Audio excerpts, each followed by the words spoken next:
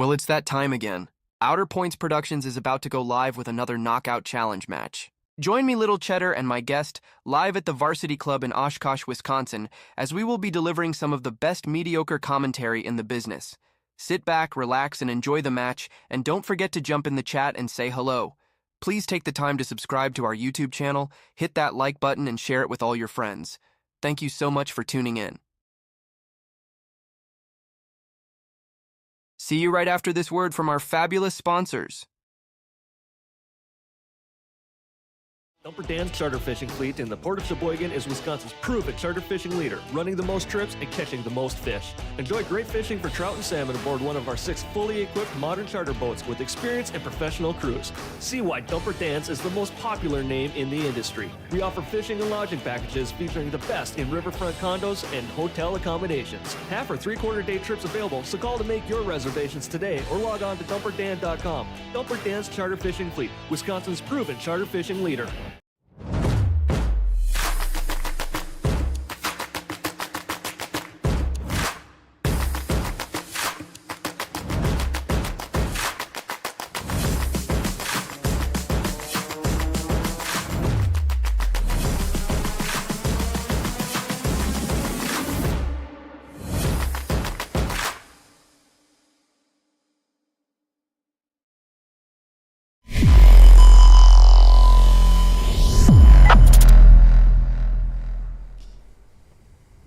All right, welcome everyone to the Outer Points Productions Knockout Challenge Studio. Forgot to put that up there.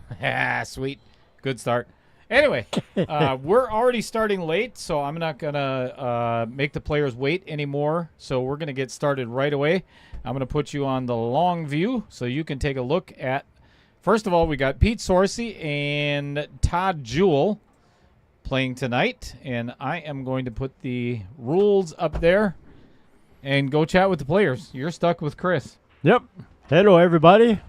As most of you probably know on the rules, we started with a 32-player field. It is single elimination. We're playing UPL 8-ball rules. We're doing kind of a modified league, our version of KO tournament rules. So a couple minor changes here and there between the two. We are doing the best 2 out of 3 30-minute sets due to the fact that these guys are pretty equal in Fargo, so there's no spot, so there's no extended time, no minus game.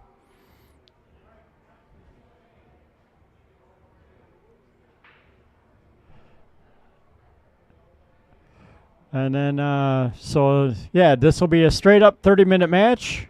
1 extension per rack. There is a 30-second shot clock per shot. You can have 1 extension per rack of 30 seconds. We're doing 45 seconds off the break. Yeah.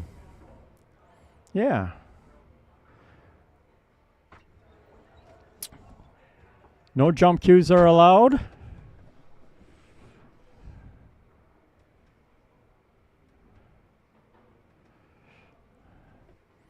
So we'll get the party started.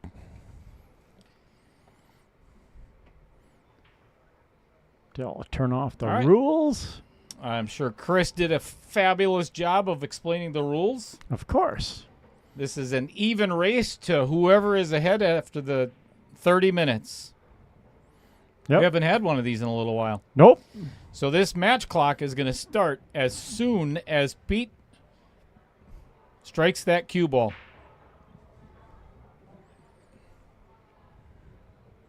So like I say, we give 45 seconds after the break. So if you were here for the Q&A earlier, thank you for being here. Yes, I'm waxing the balls. To make it a more interesting match for you guys.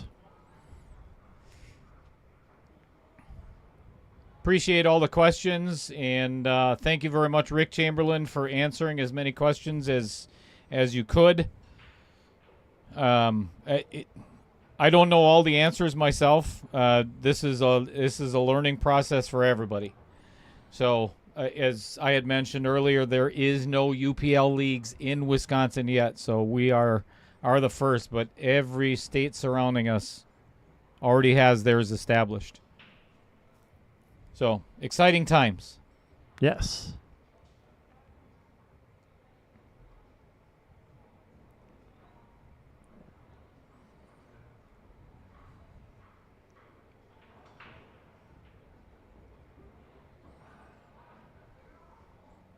Mark Bell, you might be waxing off. Never mind. I am not, but I know what movie that's from. It's one of my favorites. It is Do you a know, good Chris? movie. Yeah, Karate Kid. Yep. What kind of horse crap are you doing making me wax your car all the time? Adam Granatell, all these streams seems like a scam to get more likes. You're 100% correct. It is. It is a scam. And more subscribers. We're trying for more subscribers, too. So get more of your friends to subscribe and like.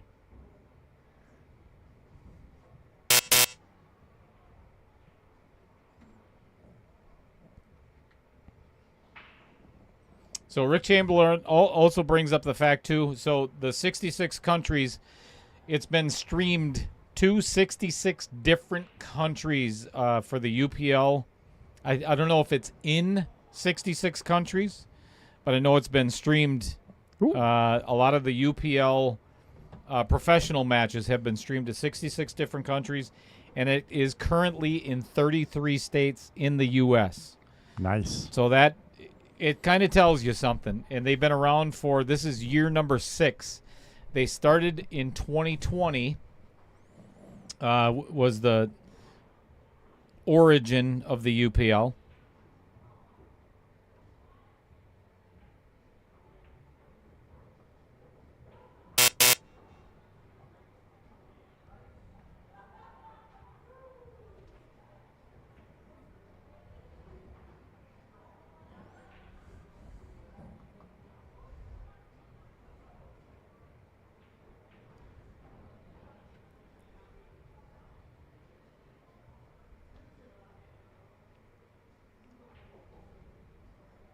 Ooh, did he get it?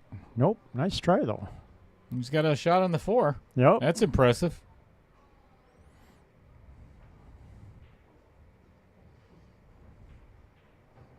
What's going on, Kyle Vertel? Tuning in from Wapaka. And just to let you know, Kyle, in case I forget the next time that I see you, bless your heart.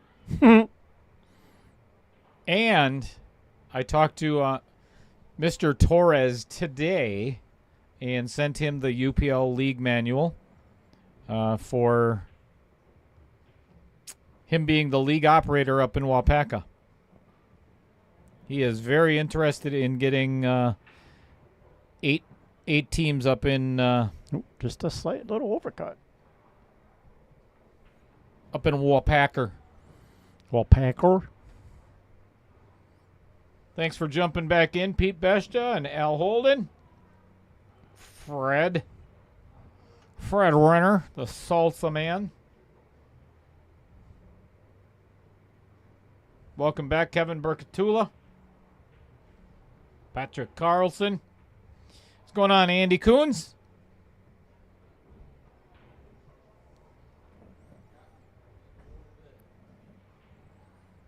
This seems like a little cat and mouse between Pete and Todd right now because of the 12 and the 7. Yep. Because neither one of those balls has a pocket from what I can tell.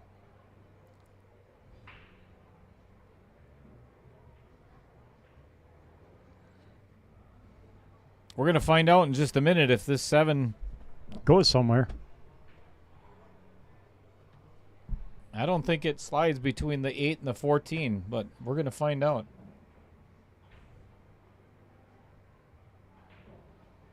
Ooh, tried to break it out. Ooh, he did break it out.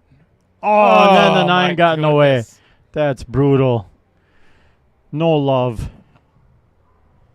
No love. Such a good shot, and what a horrible result.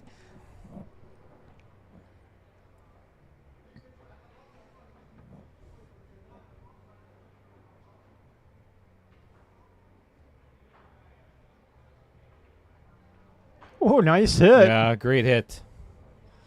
Well, we'll see if it paid off for Pete. If that was his plan right from the start, to let Todd try and break that out, and then he's going to just go and run the table on him.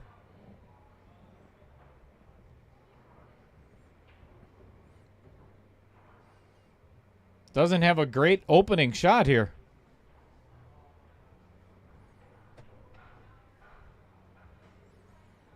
No, I'd almost just I think he's back gotta on play that safe. 14. Yep. Either just slightly tap the I think 14 I'd hit the or 11. yeah, it wouldn't hurt to split them up.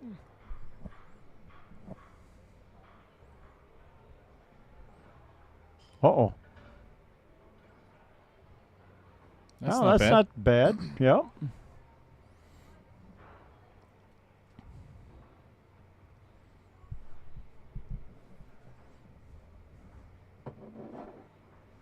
I think I'm going to take up drinking again. Yeah, Yeah, just because. just because a couple of them fireballs are pretty good yesterday. Yeah. Ooh, nice try on the bank. Ooh, Ooh, almost. and that would have counted. Yes, it would have. That's one of the things I forgot to mention in the Q&A. Yeah, it's a full slop, It is all slop. except for the 8-ball. We require you to call the 8-ball in the KO tournament. Chad Johnson tuning in from Vegas. Our butts, thank you. Yep, these chairs are awesome, Chad. Thank you.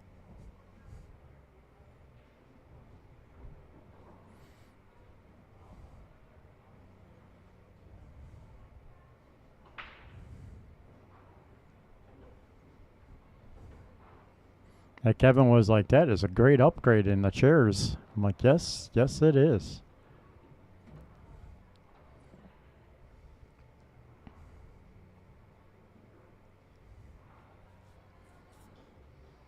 I think I'd just take the 9, float down a little bit, 12 in the side, 15, 8 in the side.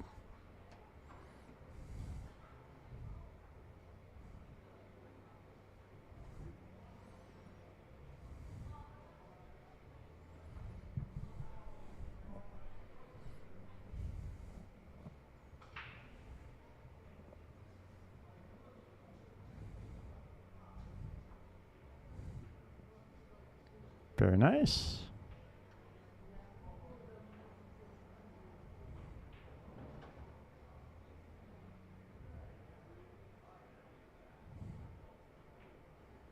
Nice draw shot. Yep, looks like first game is going to go to Mr. Sorce. Pete is one of the competitors in the previous KO challenge. Also, one of the combatants in the first and maybe the last stroke zone challenge as well. I don't believe there'll be another one.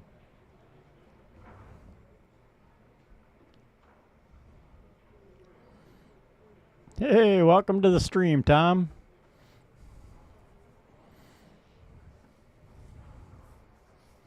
Tom Manina, the machine, tuning in after his match, after his victory Yep. of his earlier match this evening. Nice job.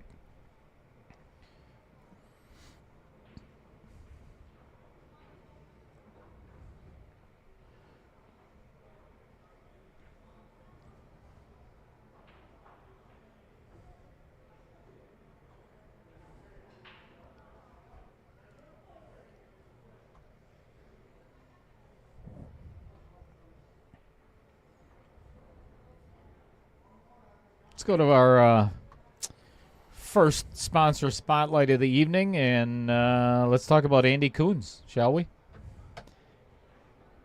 Roughly, 12 years ago now, Andy? He's the creator of Wisconsin Pool Players Society, the largest Facebook pool group in the Midwest. I'm curious, Andy, what is the next highest and where is it? I mean, can you take over and become the biggest in the nation is what I want to know. Anyway, That it was would be cool. created to share tournaments, knowledge, and discuss other pool-related topics. now over 11,500, fast approaching 12,000 members. Ooh, foul. Yep.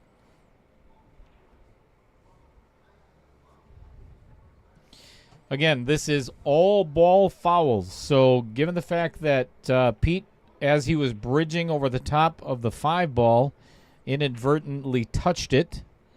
Yep. Bumped it with his cue stick. That's a foul.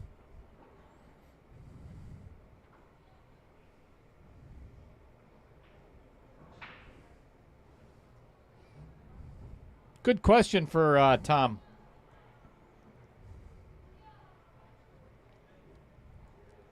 Tom Menina, I'm going to let you answer that. And then I'm going to answer it. Because I played last night as well.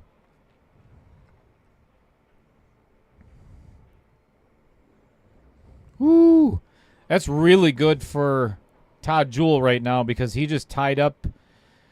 Even though Pete had the 9-15 kind of close to each other, now he just tied up his 11 ball as well. Yep. It does go on the side, but he's got to get some pretty good shape on there to get to it. If he gets another shot, of course.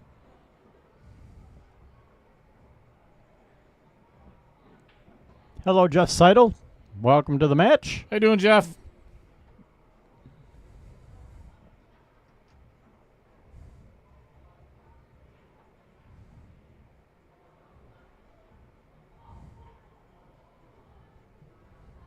Todd electing to take the long route on the 2 ball. Yep, a little bit of a tester shot.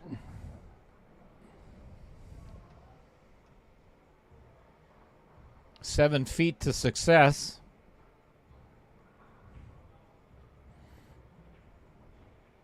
Nice shot. Ooh, broke the 11 back out. Oh, boy. This is, I don't know why he hit that so hard, actually. Yep. I would have just floated and left myself with any shot on the 5. Yeah, unless he was trying to get all the way down table for the 3. I like Tom's answer. Tom says, no, for me, when I missed, it was because I shot too quick, but not because of the shot clock, because I let myself get out of my routine.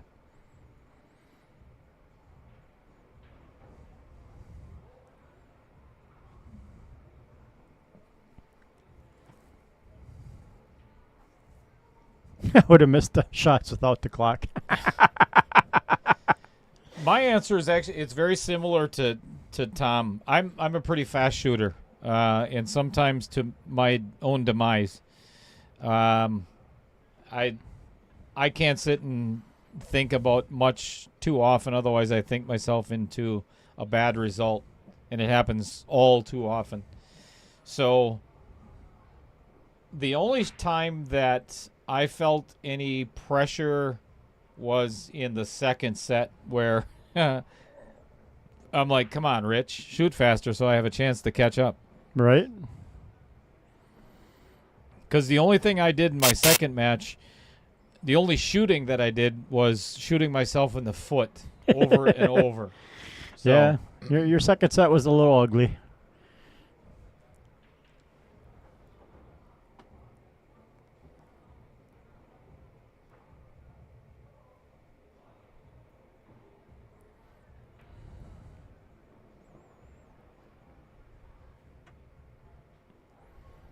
And even for the one time I played underneath the clock, I did not mind it. Out of my 30-minute session, I only felt pressure twice when I was a little indecisive on a shot and had to play my extension. But for the most part, same. If you got a semi-decent rhythm, really 30 seconds is more than enough. Most of the time.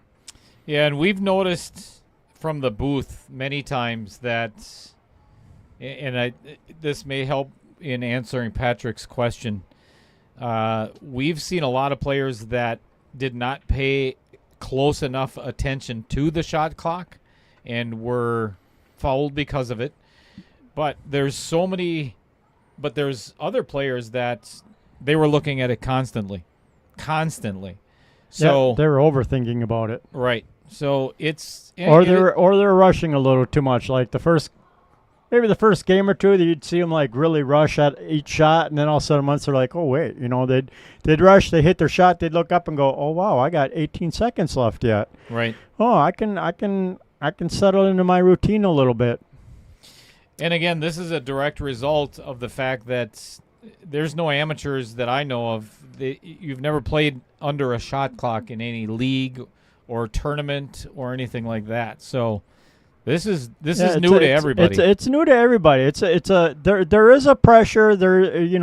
Don't get me wrong, but like I say, once if you got a semi quick pace anyways, you'll find that most of your shots will be very comfortable to settle in, figure out what you want to do, plan your shot, and get on the next ball without having to overthink or over rush to run your pattern.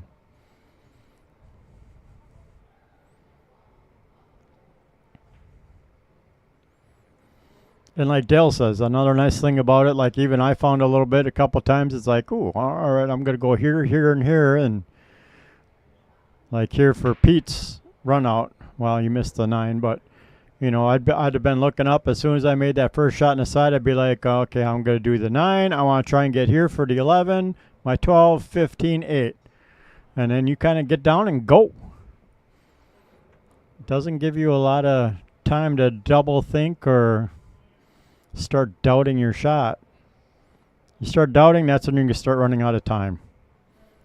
Nice little shot. So Al Holden, I did receive your private message. Thank you. And yeah, that's one of the things that Chris and I are trying to monitor as much as possible. And I don't understand why it's something I have to look further into. Wow, nice. Great shot. Nice back cut. Oh, don't be behind Is he the going to get 11. rewarded? That's No, just unbelievable. Again, brutal outcome.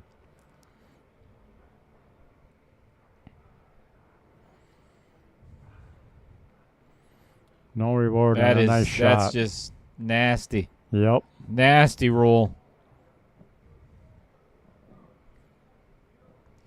So, Al, to answer your question, Chris tries to monitor that as much as possible, but what Al mentioned, that the players get a minute after the break to go exchange cues, figure out what they're going to play, so on. So, yeah, usually if you're watching the clock after the break, usually what I do for the player after the break is I let them break, and that restarts the shot clock and the match clock. What he's saying, though, is they get a minute. Oh, the pros, they get a minute. So I think we're actually going to do that. That way, there's no confusion for the players. We're just going to hit the reset on the 30 seconds when it gets down to 0 or close to it. And yeah, we could maybe change that in round 2. I don't think it'd be fair to change it in the middle of round 1. Probably not. But yeah, if anybody's ever gotten confused watching the clock off the break, what I do is I let the player break. I hit the start all, which starts the match clock and the 30-second shot clock. But as soon as all the balls quit rolling, I reset the clock for their 30 seconds. Once that gets down to 15, I hit the reset again to give them their 45 seconds. And then one person was like on the last match, they're like, well, they got like almost a minute and a half. What's up? Well, that person happened to call his extension when he was still looking at the rack. All right, 2-0 so in favor of Pete. You can get almost 2 minutes off the break if you really want it. If you take your extension right away, if you're trying to plan out your rack. Pete's trying to rack from the wrong end of the table.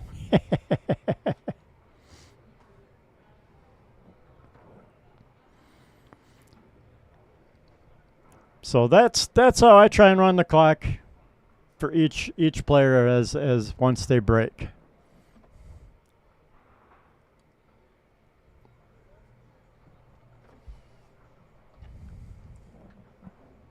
I don't think we've talked about Vincent Didio in a little while. Holy cow, look at how long Pete Sorce's body is on this. Right? I got to fix that.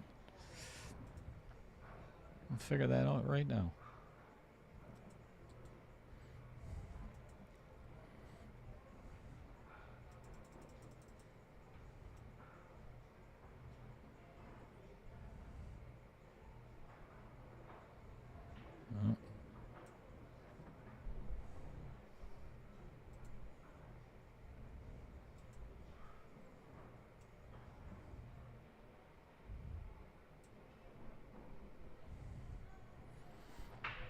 Oh, I can't hit the extension because then I'll burn that player's extension.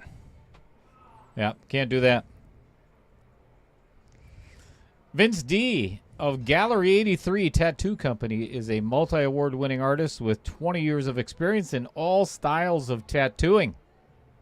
From elaborate black and gray realism to simple small designs, he is equipped to bring all of your ideas to life. Gallery 83 in Fond du Lac, Wisconsin is a relaxing, safe, and clean environment. For more information, please visit vincedtattoos.com or vincedtattoos@gmail.com. He is also going to be playing, I believe, on Wednesday or Thursday of next week against our very own, who you see in the chat all the time, Mr. Rick Chamberlain. Actually, it might even be this. I can't even remember which. What day is it? Is it Monday? Monday. It's Monday. It is. Yes. Monday, part 2. Well, part 3 for a number of streams today so far.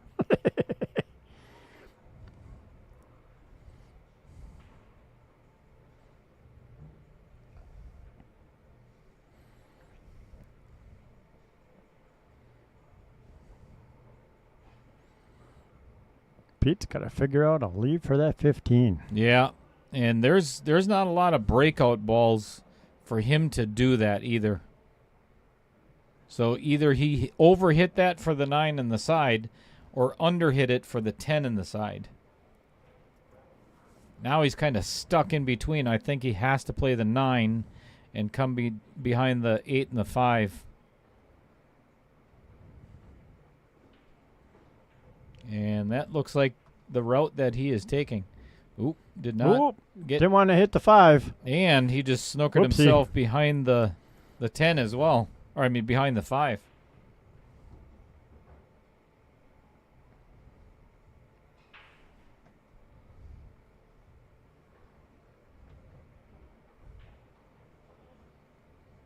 So now the problem just became... Well, maybe not, because now with ball in hand, Todd could actually play the 2 first and float down for... Oh, I don't know if I do this. Well, actually, it's not the worst because he can play the 2 after the 5. It's a little bit of a tight window, yep. Get rid of that 5, open up the 8.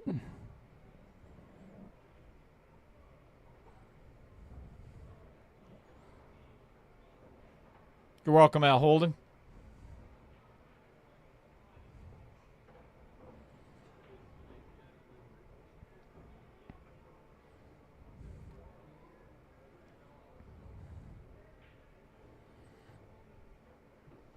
Yeah, I like how he did that because now he not only moved the 6 out of the way, because that was kind of a tester as well, but still left himself a shot on that 7 ball. So now he can just float forward and play the 4 in the side, or maybe get a shot on the 6. You never know. Yep. Bless you. Thank you. Ooh. Oh, goodness. Double whoopsie. Missed the leave and the shot. Oh, I guess goodness. he still had the 6 in the side. Didn't leave Pete with a lot. Yeah, that 15 does go off the rail, off the 7. Yeah.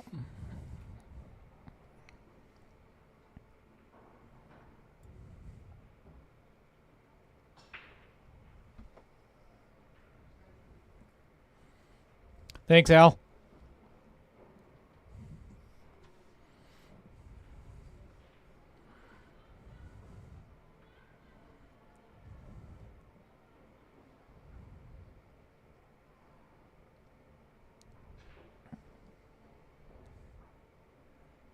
Wow. Ooh. Holy Clean. cow.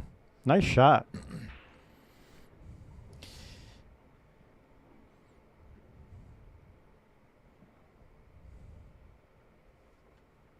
I feel like I played really well the first. Yeah, I should have had about three other table runs last night, Al.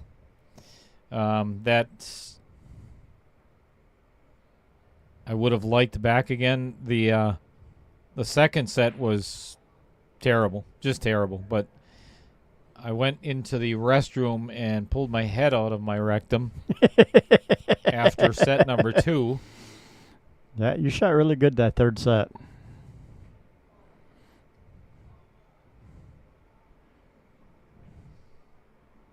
Oh boy. Ooh. This is exactly what Todd Juhl needed. Yep.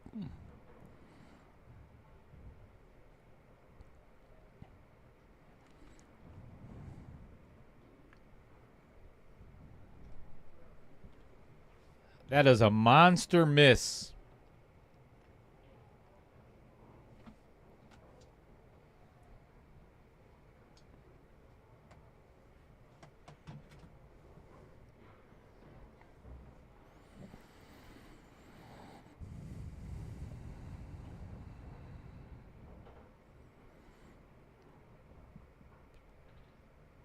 Thanks, Al. We tried to do pretty good last night.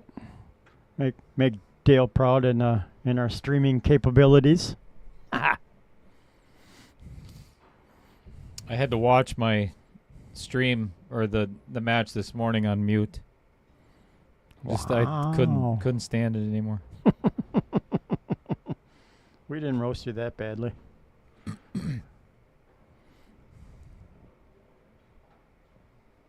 Yikes. This Yeah. is not where Todd wanted to be. Nope. Kind of misjudged that pace.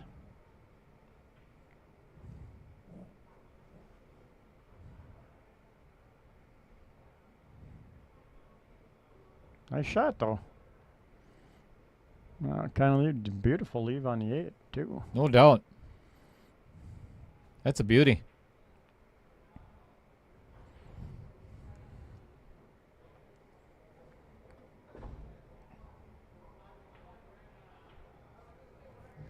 All right.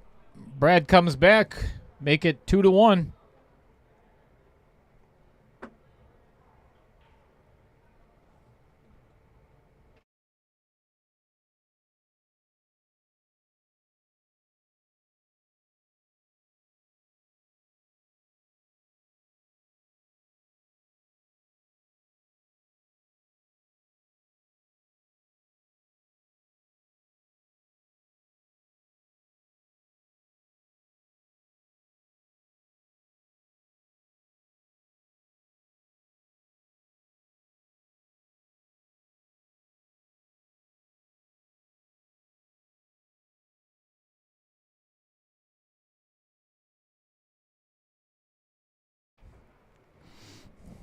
Yeah, that was a nice out by Todd.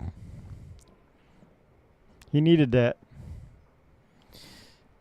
Had he not taken that 6-ball first, I don't think he would have gotten out. That was a good shot. Definitely risky. So, Todd has 4.5 minutes. To at least To win win. this game Yep. and tie it up. Did not want to do that. Yeah, scratching bad. Now it's huge because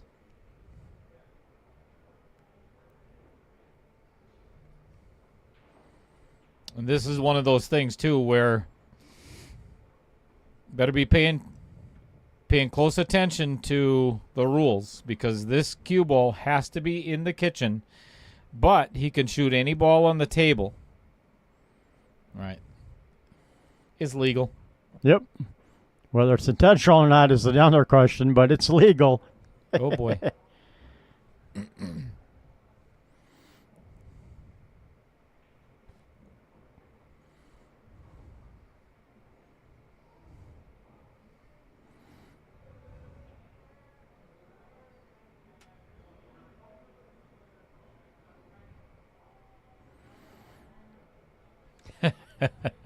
What's going on, Vincent Schrader?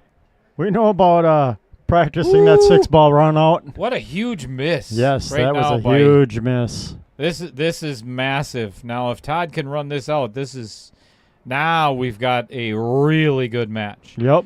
So, Vincent, Rich was actually telling me, oh my gosh, Uh-oh. Todd.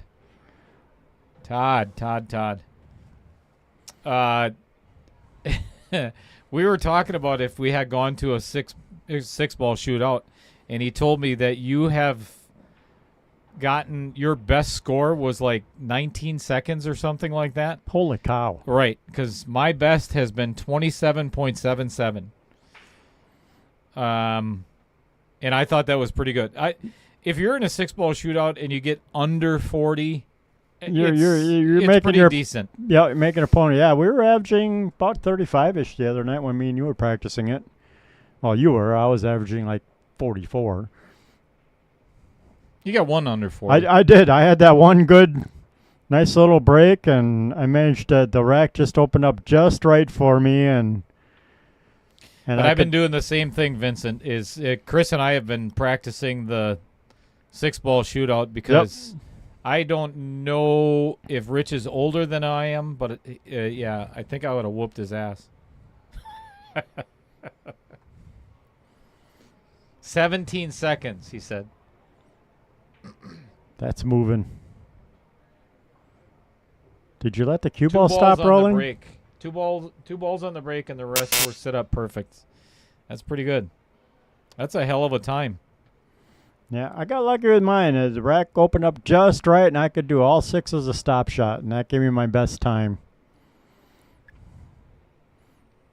Just a hair under 33 seconds. It was 32 something.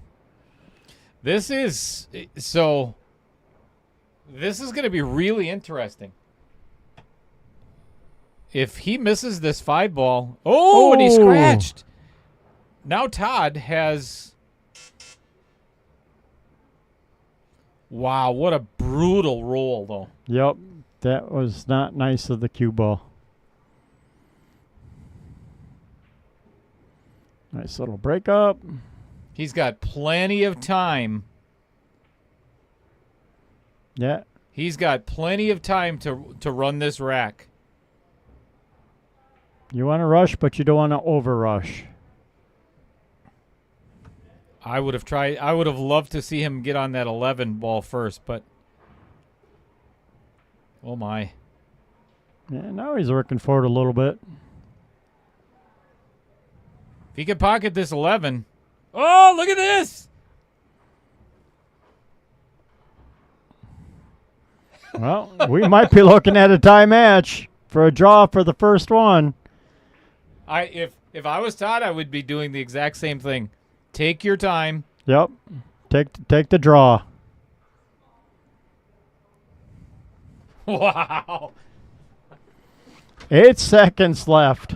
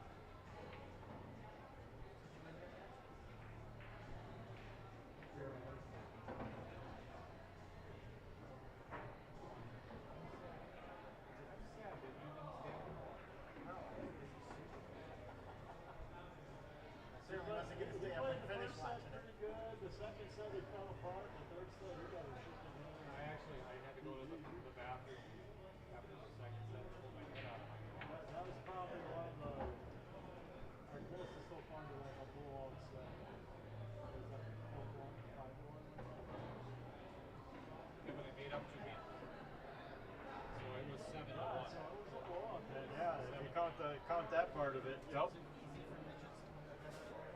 No, you gotta have that. You did a real. Huh? A lot closer. Yeah, but my hands are like this. You can't reach it.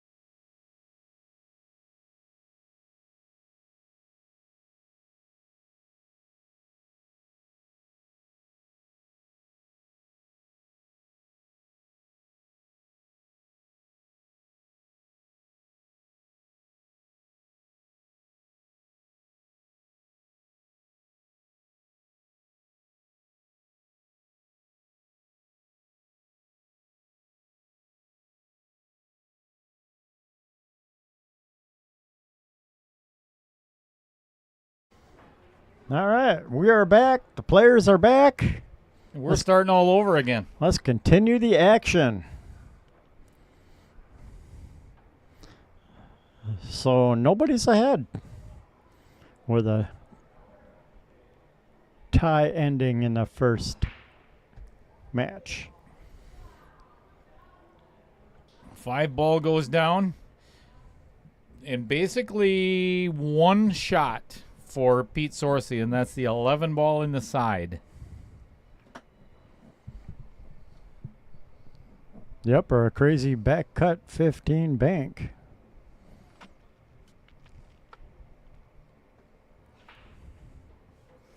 I'll tell you what, that was a very exciting finish to the first set. Yes, it was.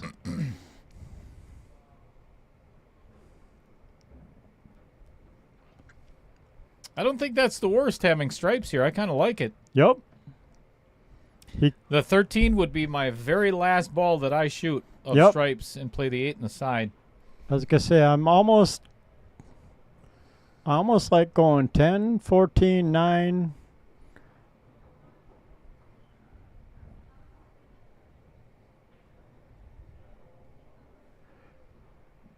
Oh, I almost take the 15 here. No, because then you got to shoot. Then you're almost guaranteed to be shooting the 13 next. That's what I don't like about it. I mean, I was originally going to say I like this 14, 9, 12, but now the trick is getting from the 12 to the 15. Yep, because that 3 ball can come into play very quickly. That's the only thing I don't like about this pattern, is getting from the 12 to the 15.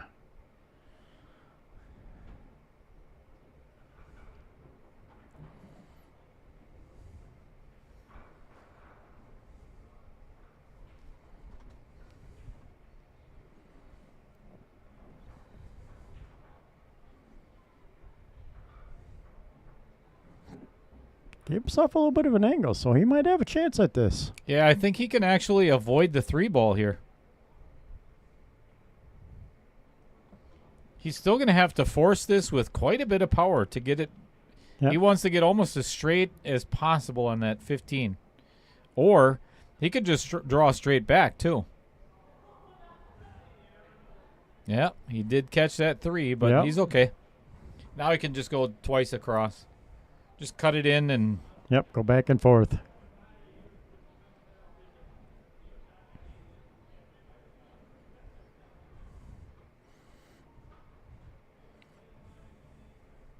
Brewers win 3-1.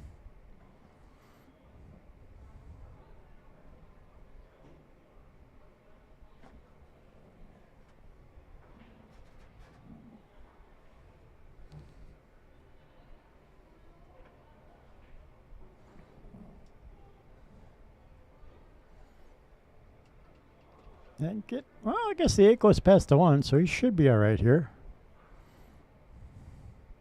Unless he's going to power draw. I don't think it does. Definitely go past the 1 there. In the side, and then the cue ball is almost guaranteed to scratch in the corner. Right? Yeah, I think I'd have taken my chances of cutting that 15 and 13-8.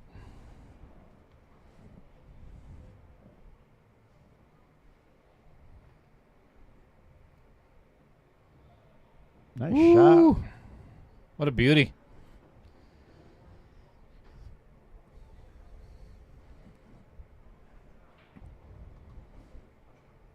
All right. Nice out by Pete. Yep, very nice out. Let's talk about Jason Harlan for just a moment. He's the new owner of, well, not so new anymore. It's been a couple of months. Yep. John Co. Express. They provide expedited shipping of packages in Wisconsin and surrounding states. Same-day pickup and same-day delivery.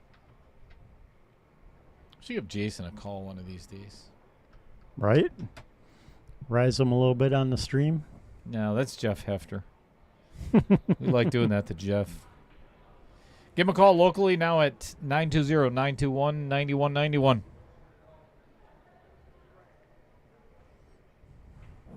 I'd like to say they're better than Amazon, but or UPS or any of the others, but I don't want to ruin any potential future sponsorships. Ooh, almost scratched. Oh, and he's got pretty much nothing to shoot at. Either a very, very thin cut on the 12 and probably a scratch in the corner, or a stub little shot on the 4 all the way down on the other end of the table. He's going to bank the 2. Why not?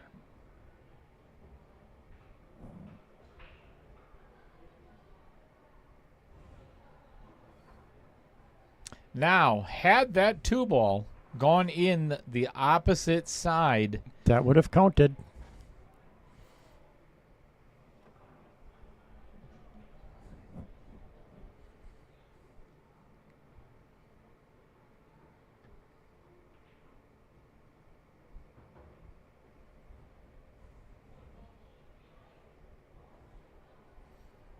trying to hold for the 10 ball. Yeah, and he was not successful.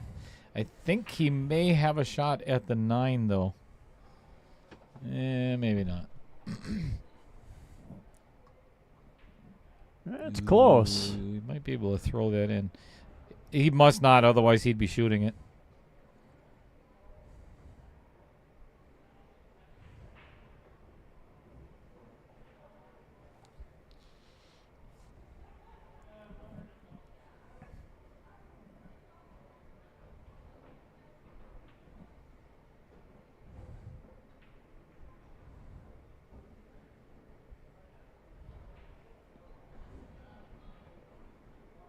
It's going to get a little tricky.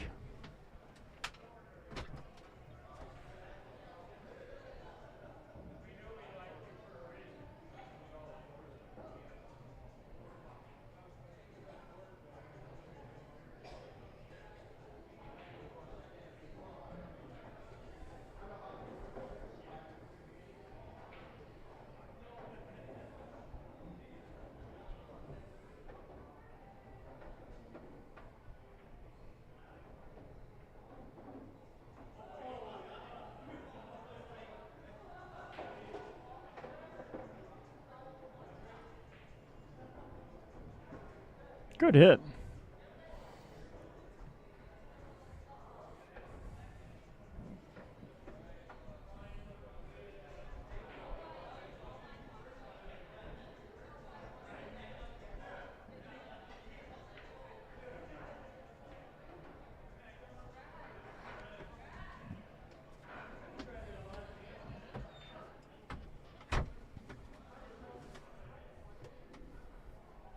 Almost threw it in there.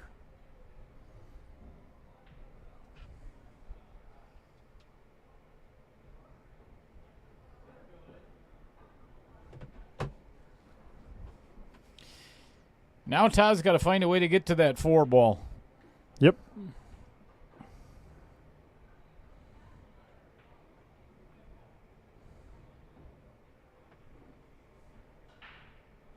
Might be able to get there off the 1 if he gives himself a right angle for it. A little risky waiting that late to try and get on it, but... Well, it's either that or he banks it now. Yep. Ooh, he doesn't want to be on the rail. Now he's going to have to jack up on this 5 ball and try to get to it. Well, he could take the 5 in the corner, punch off the rail, and hopefully bump that 15 to get a nice sleeve on the 1. Ooh, a little too firm. Right idea, though.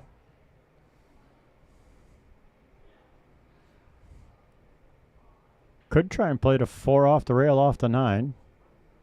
Yeah, it'd be kind of hard to get on the 1, though. Yep.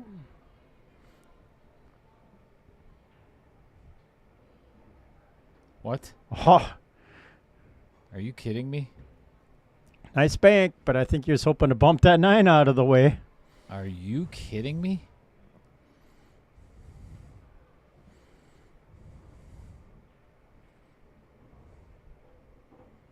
Nice shot.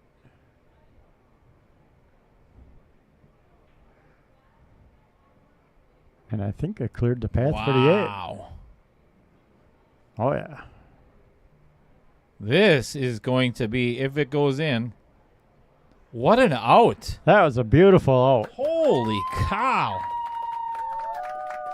That was fantastic. That was a beautiful out. That was one of the best outs of the UPL matches so far. That was impressive.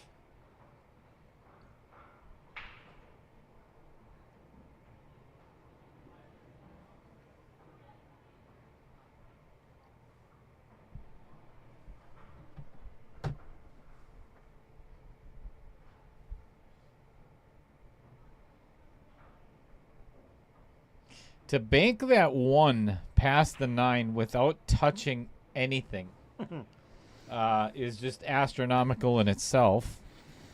Yes, it was. And then to play the... Wow.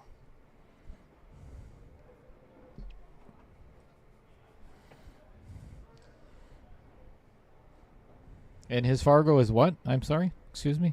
Below 600 somewhere? Monster break by Pete. Freaking balls flying everywhere. And the worst thing is, he hit it well. I mean, balls spread everywhere. You've got almost 6 balls that are, well, one of them went in the pocket, but are in the kitchen, or almost in the kitchen. There's 8 of them that are on that side of the table alone, and now it's a mess down there. Yep. There's less balls by the racking area than the kitchen. Fabulous.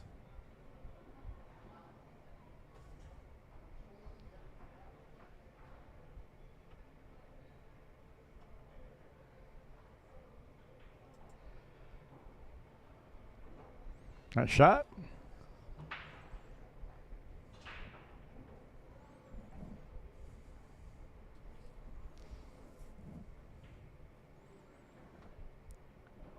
When can you do a stop shot for that 5 ball? Or would you rather float up and try and get the 5 and then that way you can get behind the 7?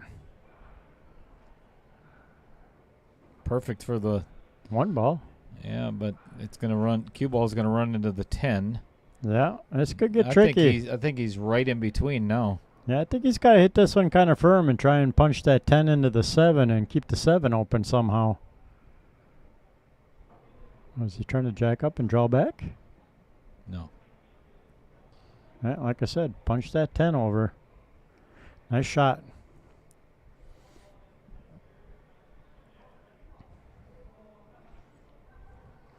He's got to draw straight back on this 5 ball without touching that 7. If he touches that 7, it might put it in a position where, yeah, just like that. Good shot. Now the fun one. How do you get from the 7 to the 2 or the 3? Brutal. This 10 or 13 and or 13 is going to come into play. Yep. There's no way to avoid he's going to take the 2 now. Yeah. Cut. I like it. Could play the combo. Or the carom, one of the two. Oh, he's playing safe. Not a bad shot. All right. I like it. Smart play. Either that or I was going to suggest maybe trying to take your 7, draw a little bit, and hit the 10, and hope you keep that leave on the 2. Well, that worked out for Todd. Forces Pete to bank. Did that stay behind?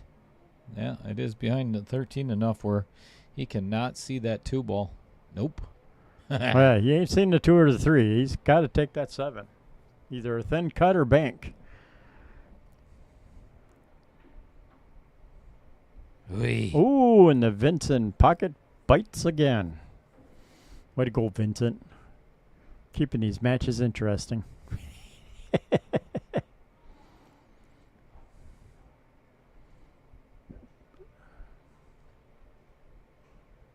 Tell you what, this is not the easiest. If I was Todd, I think I would play safe here. Yep. Yuck. Right. Now he could play the 10-11 combo. That's no gimme. Right? 13 all the way Might be a down. gimme. You could try and shave the backside of the 10 and hold behind the 10 and 11 for a safe. That's pretty risky.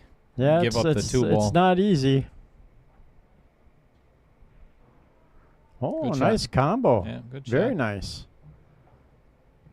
Nice. He's out of shape again. Now he's either got to play the 9-13 combo or try to pocket the 7 ball and leave the cue ball behind.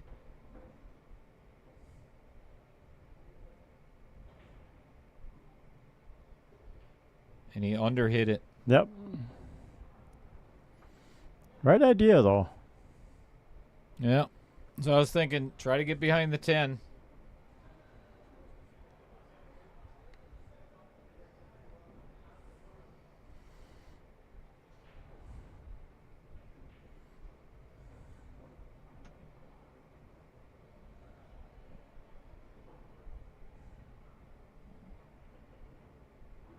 Ooh. Uh-oh.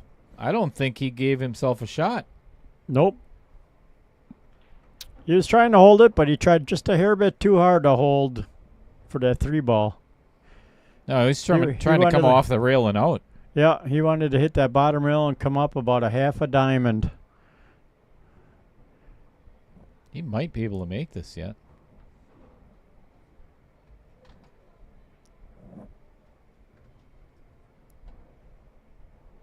Foul.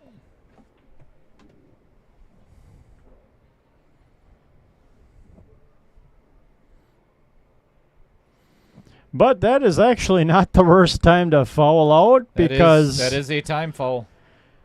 Unfortunately all of Todd's balls are at this end of the table and that 3 is covering that 8 pretty good. Yeah, and Pete he had an extension left too. Yep. Holy wow.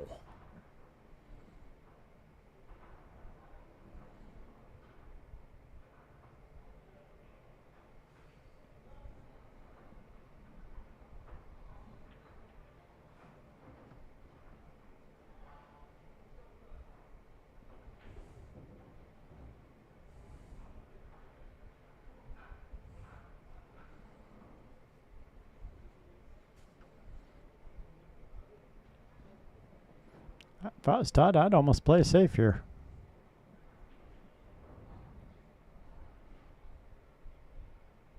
Force Pete to open up the 8-ball. Oh, this is not going to work. Ooh.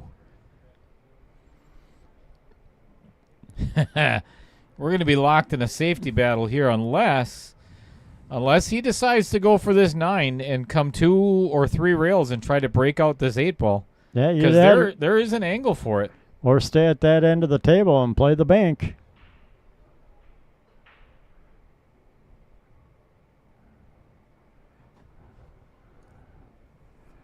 Oh. That's a good place to leave that 9 ball. Yep, perfect place to leave that 9 ball.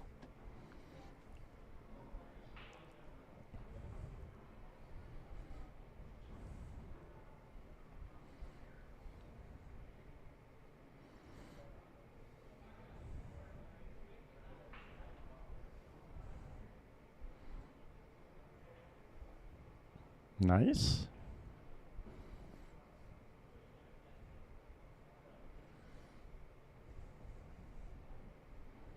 We're going to be here for a little while. Yep. We're going to just run the match out on these 3 balls.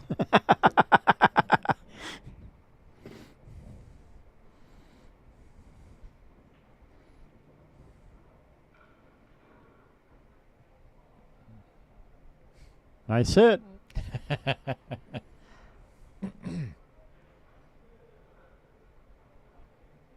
There's actually a really good safe where he could actually come between the 8 and the 9 and hit the 3 ball away and end up with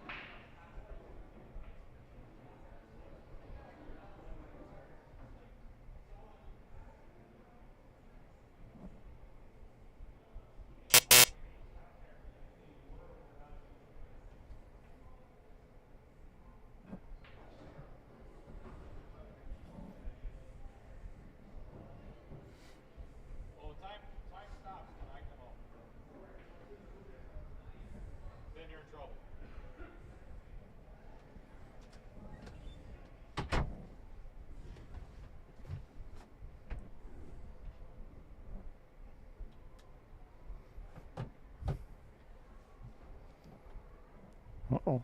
Todd better do something. Foul.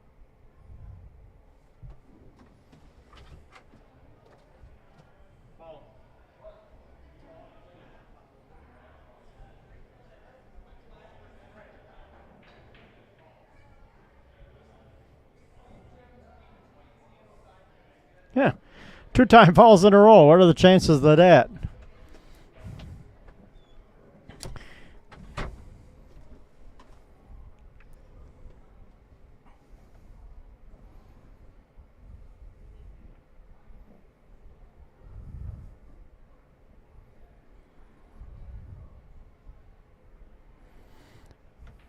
I didn't think we'd see that anytime soon. 2 fouls in a row. Yep, 2-time fouls in a row. Oh, nice try.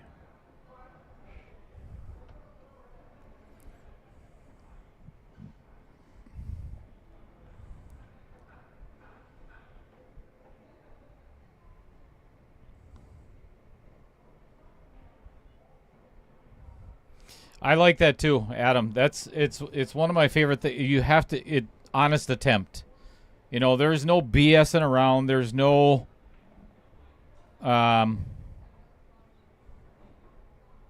any intentional foul at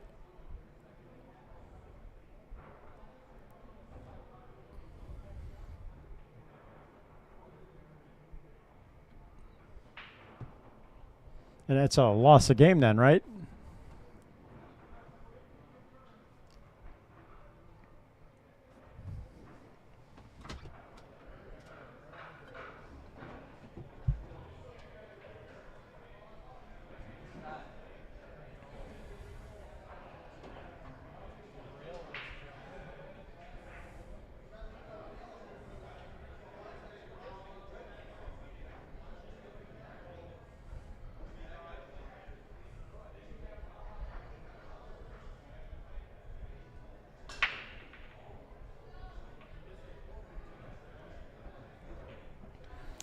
I think they got confused on when the clock restarts.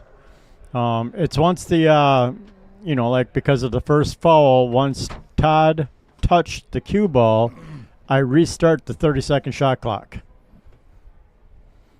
So I think he thought maybe he had to put the cue ball down on the table for that clock to start, and that's where he fouled out.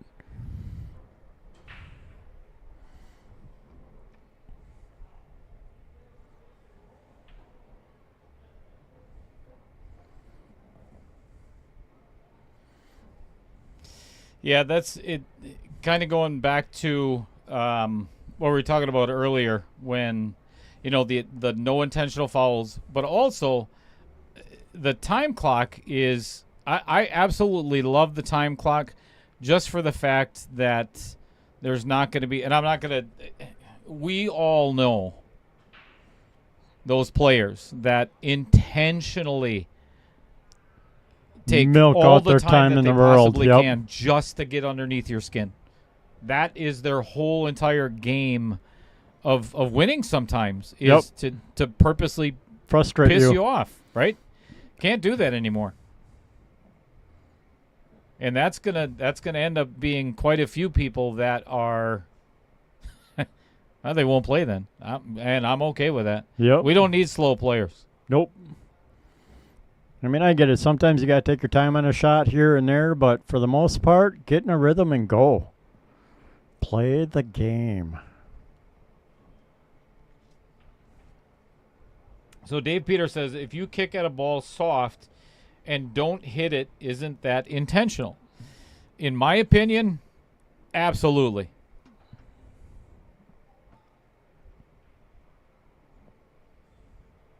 If you, and it's very, to me, I think it would be very obvious. If you end up 2 diamonds short of kicking at one of your balls, then it's there's no doubt it's intentional. And I guarantee you there are going to be players that are going to try to get away with it. Yep. In league and whatever else. So there's no perfect system. There's no perfect game. It's. Uh-oh. Ouch. Ouch, ouch, ouch is right.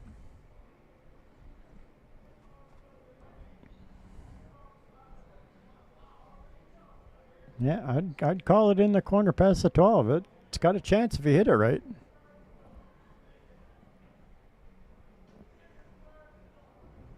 Well, the worst thing that Todd could have done was Yeah, dropped 1 or 2 of made Pete's two balls of Pete's balls. and then give him ball in hand.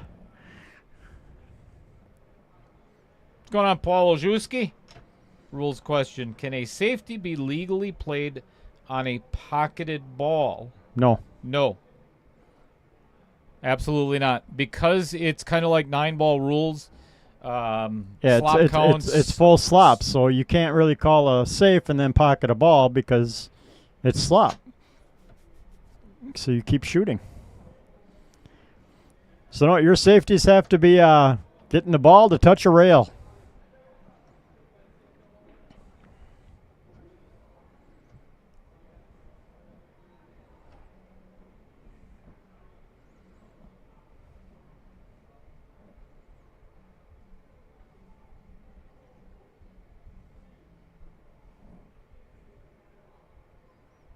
Oh, my goodness. Ouch. All right, here's a chance for Todd to tie it up and really make this interesting.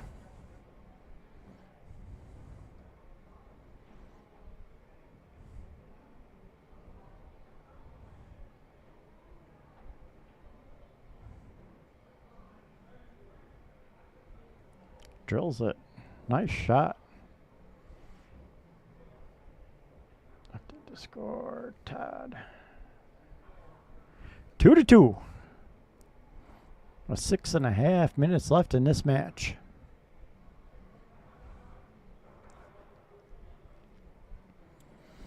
Yeah, unlike BCA and VNA and that, where it's a call pocket, and then yeah, you can call safe and pocket a ball. Unfortunately, you can't do that here because it's full slop. And we've had one or two fluked balls, actually, in a couple of the matches. Not a lot, but we've had a couple. Let's talk about Matt Strong just for a second. 1001. If you're looking for that perfect gift for that family friend, actually, let me show you. Because we're going to be raffling one of these off in the... I'll wait until he breaks. This is the prettiest one of the two. Check this out. This is one of the Matt Strong specials. That's the knife that he makes, and this actually is the sheath that his wife makes. These are all handmade. Absolutely gorgeous. Yes, so let's they get are. back to the table and the sponsor spotlight. If you're looking for that perfect gift for that friend or family member who is difficult to buy for, Matt Strong makes incredibly beautiful and functional custom knives.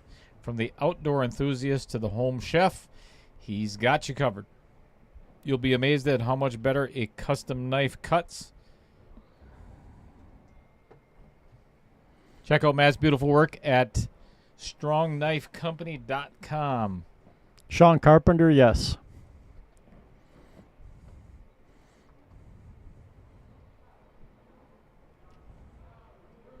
Ooh, little funny spin there. Block the pocket, though. What's going on, Sean? Carp?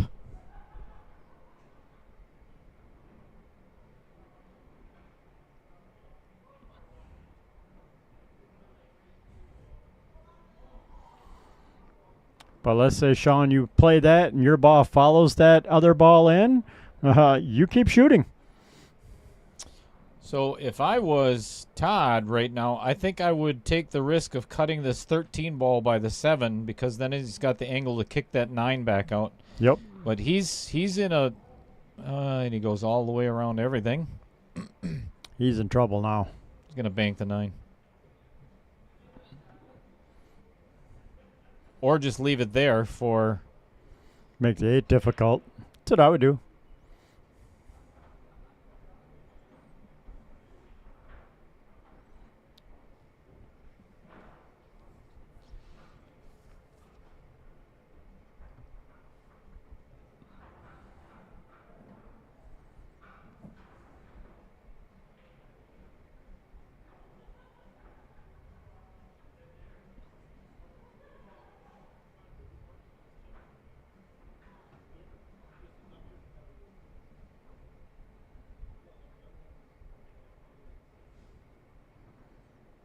That is an honest attempt. Yep. So that is a legal shot. And if he was, even if it was a safe, you are allowed to do that.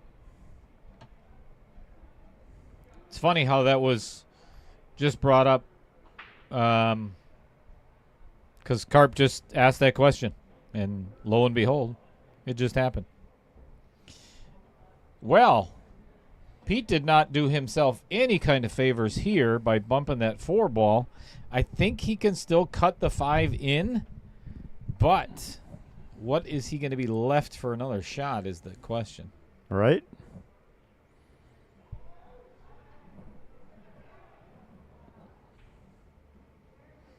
Catches the outer point. That's a really good question, Jason. And no, I did not get to that.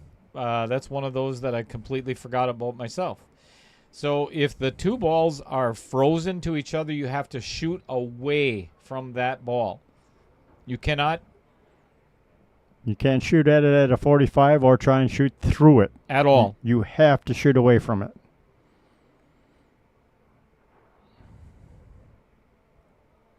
And the cue ball or something else must hit a rail after it as well. So I'm assuming he's going to be banking this 4 ball. I'd assume the same thing. He was looking at trying to make the bank and hold for the window to pocket the 8 in the corner. That is not holding for the window for the 8 in the corner. But it's not the worst miss in the world because of where that 9 ball Yeah. is yet. I think Todd's 9-ball's a little ugly. Yeah, but if all he's got to do is get somewhere by the side pocket on the opposite side of the table, that angle on the 13, this is it right here. That's the angle he needed. This is ideal because now he can pull right into that 9-ball, kick it out of there, and still have a shot on the 14.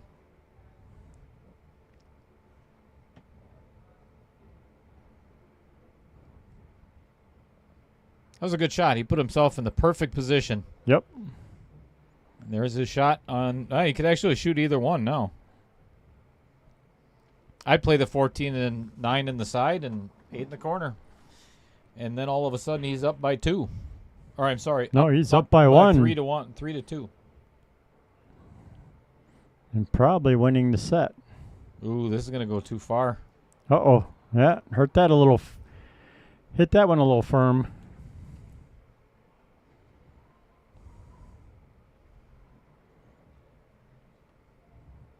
Okay, we might be having a draw. 2 draws.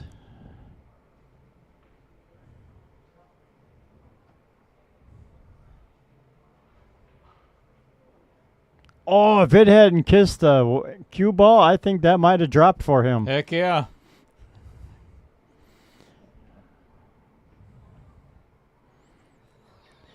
Do you go for it or do you milk out the clock? And leave it down to 1 set for a win. This is 2 draws. Yep, he's going to let it run out. Why not? We're going to put it all in the last one. I don't know, though. Did he call extension?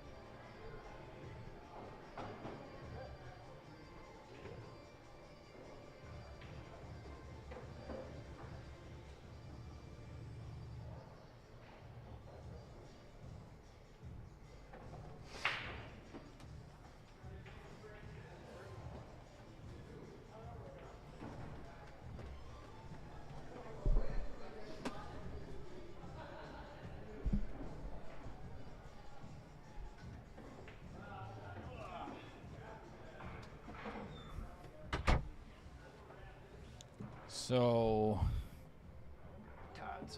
Pete, didn't Pete win the first leg? Yes.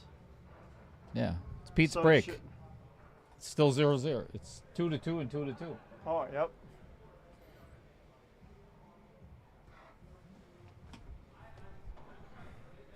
All right.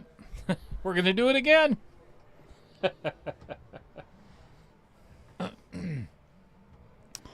All right, third set's all or nothing.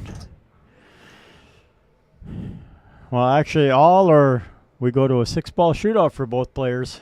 How would that be for fun? 3 draws in a row and then have to do it in a shootout? That'd be funny as hell. Todd Juhl, fresh off a heart attack 3 weeks ago, and Pete Sorce, a martial arts instructor. Yeah, neither one of them sounded excited about running around the table. Yeah, I don't know if I don't know if Todd would be up for a 6-ball shootout.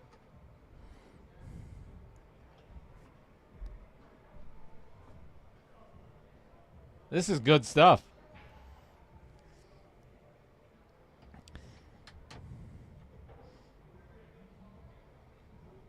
Well, let me get the viewer's opinion because honestly, I'd love to hear it. What are your thoughts in respect to the spotting of the Fargo, the 50 points, obviously, and how these first 7 matches, and obviously this is match number 8, we're halfway through right now. How do you feel it's gone so far with keeping some of these matches close, adding the extra time to the 30-minute match clock per game spotted? I'm really curious because it's going to make a difference going forward on how these tournaments are played, or the format itself, I should say.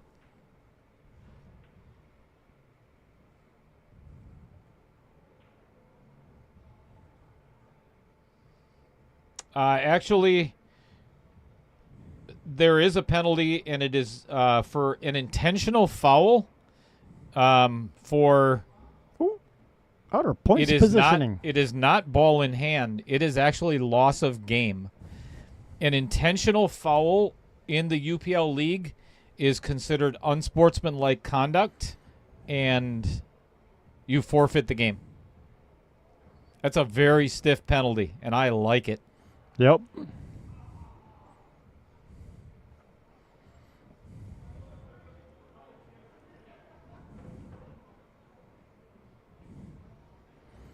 No. Nice breakout, but unfortunately he scratched on it.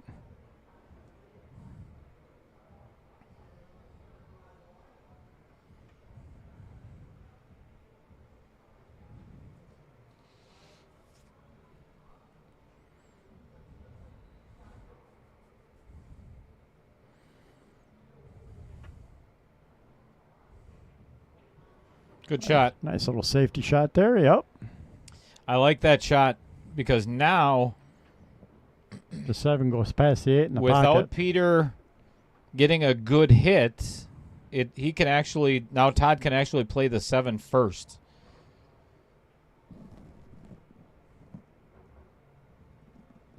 Good hit. Imagine if that had gone in the side. Nah, you'd have been hooked on the 12.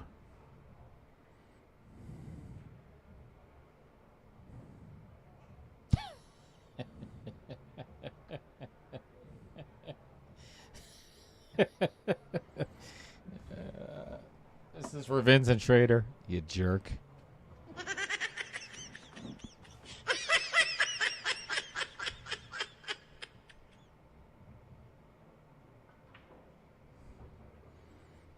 Ooh, use that whole pocket.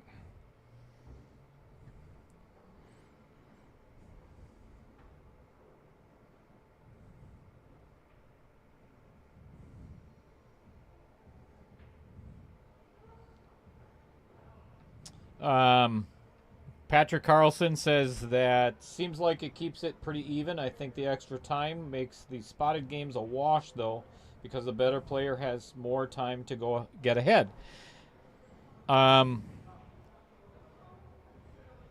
Agree and disagree at the same time, if that makes any sense, because there's 3 out of these first 8 matches so far where the lower Fargo has actually won. And was not reliant so much on the clock itself. Ooh, this is an overcut. He hooked himself.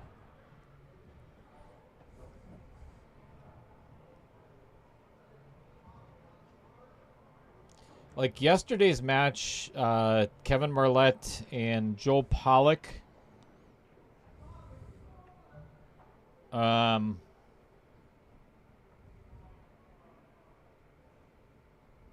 Even though the time clock was in Joe's advantage because of the extra 5 minutes, didn't matter.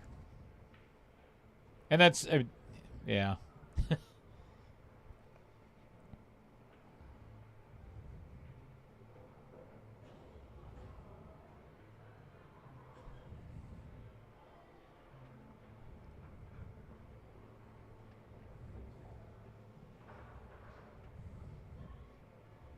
Dave Peters says, I think the 5 minutes added to the shot clock defeats the game spot. Should just limit the max spot to 2 or 3.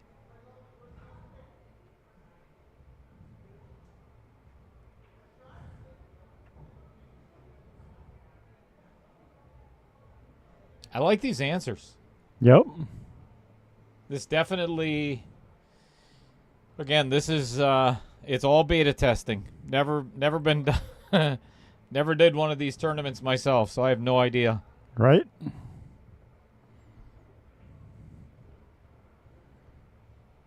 And everything was kind of put to a vote. If you're ever in one of my group chats, it can be horrendous at times. But it can also be very productive. Get a lot of the players' input. My opinion is if I'm the lower rated player, yeah, don't add time to the clock because that's my advantage. Of course. Absolutely. But, you know, I still want kind of a fair match, and I don't think, I mean, really 5 minutes is a game, almost. You figure your average 8-ball game is 7 minutes? No. That's pretty long. Yeah. Well, safety battle in there. That's a long game of 8-ball. So I guess it is kind of a wash. Well, the whole idea behind the adding the extra 5 minutes is because if the lower Fargo player does happen to break and run, or it puts pressure on the higher rated player. Oh, no doubt. Absolutely. And believe me, yesterday, spotting 2 games, and I'll use my match as an example. Rich shoots way above 530 Fargo. I mean, he easily, with more games in Fargo or whatever, he should be above 600. There's no doubt. I mean, if it was not for just a couple of really key misses or just lapse in concentration, whatever you want to call it, he could have won yesterday. They were could have been much closer.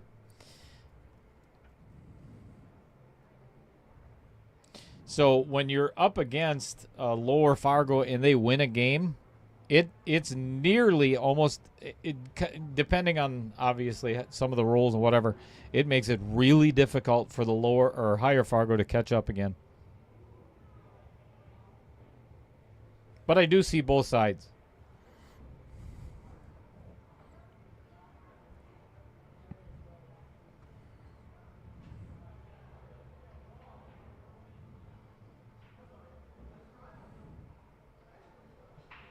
Al Holden, okay, so intentionally letting the 30-second shot clock run out and not taking a shot, is that an intentional foul?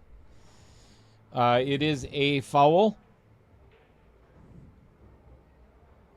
Is it an intentional foul, as in like unsportsmanlike conduct? I don't believe so.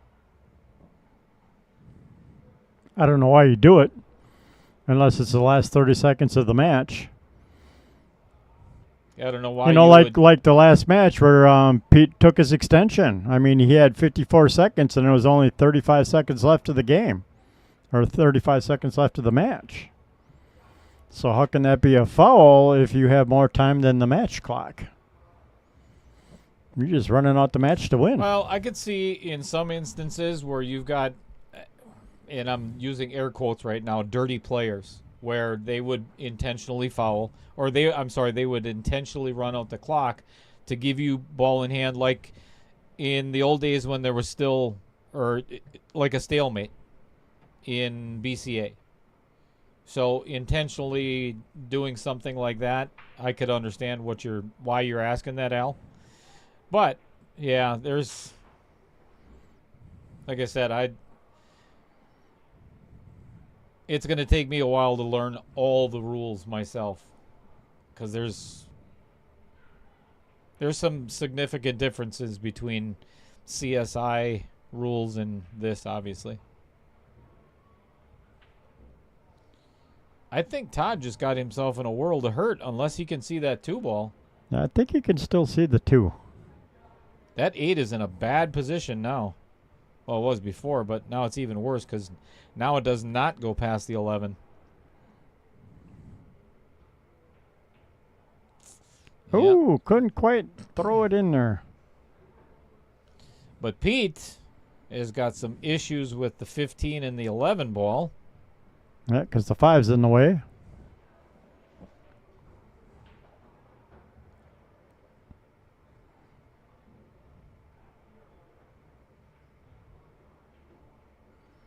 Ooh. Not a bad angle. He might have solved his problem. Maybe. That 11 sneaks past the 7 in the side.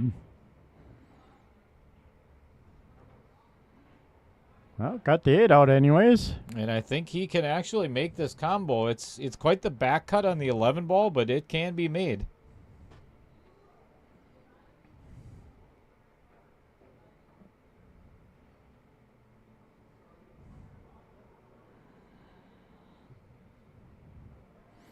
Well, then the other player would have had 2 seconds to try and run out his rack with ball in hand.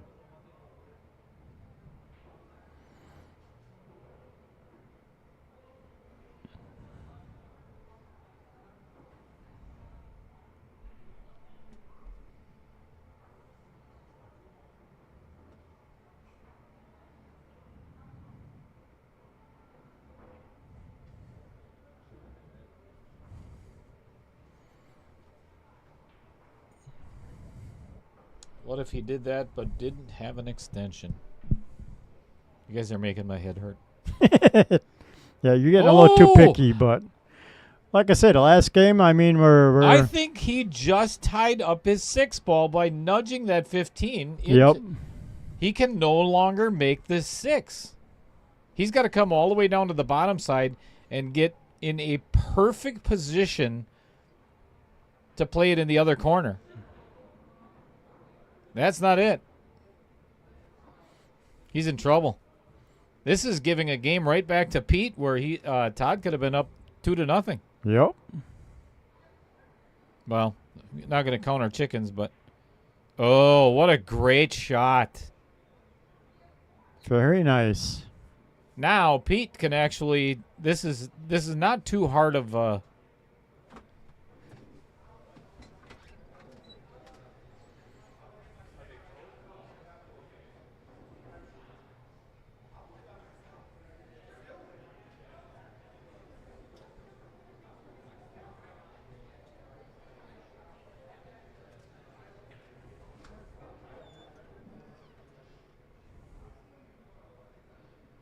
Oh, get there.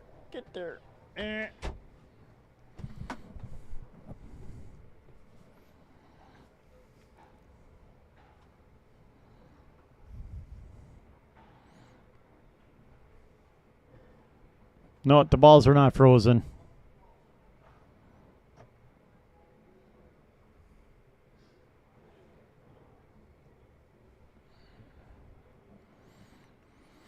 No, the balls are not frozen, so that's why he could shoot at the 45-degree angle.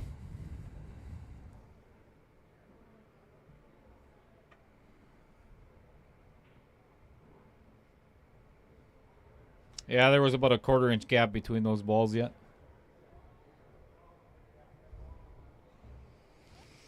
All right, 2-0 in favor of Todd, which means Pete has to come back and win the next 2 games, and then we're going to go to a shootout.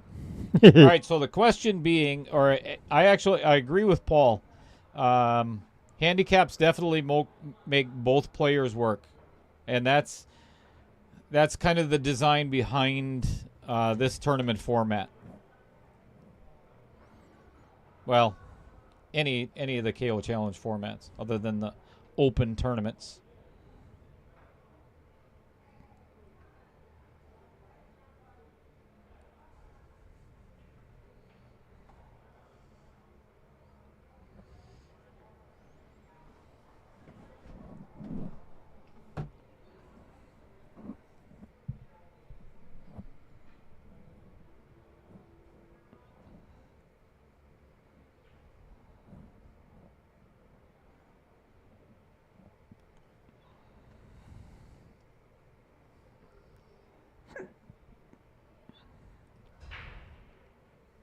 God, has he got a huge break. Yep.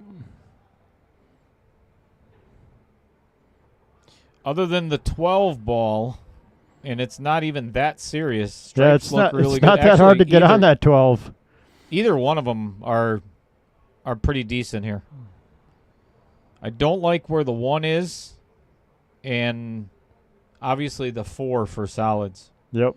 I'd definitely take stripes here.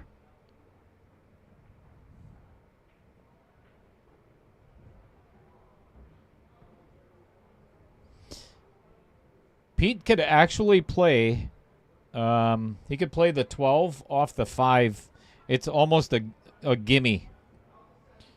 I like that he got shape on that 13 first. But he doesn't really want to play that just for the simple fact if you push that 5 into the 3 or something gets in the way of the 15, then you're ruining your out. Yep.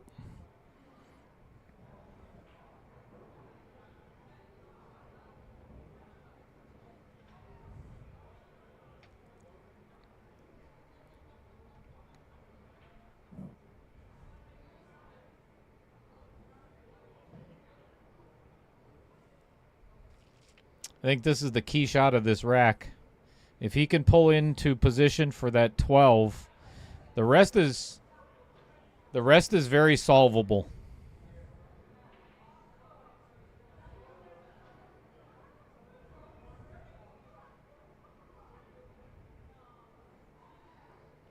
I like that he's shooting this 10 first. Yep.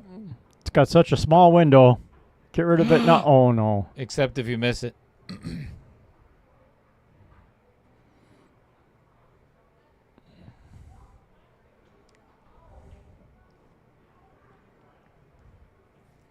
This is not the time for Pete to fall apart.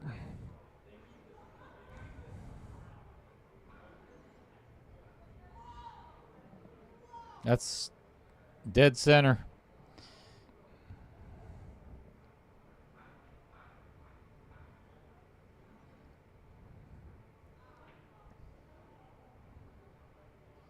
I think he took the right shot. He just didn't line it up. Yep. Pete, of course. Yeah, he was thinking a little too much about the leave and forgot to focus on the pocketing part of the shot.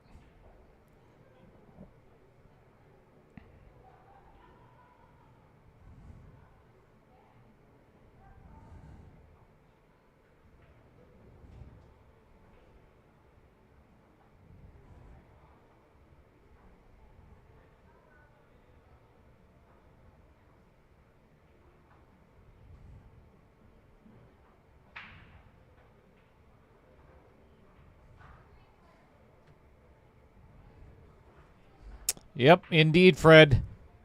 I was just thinking the same thing. There is a oh boy. Did he get lucky enough to get a shot on this 1 ball? I think so. Man, I'll tell you, that could have gotten really ugly.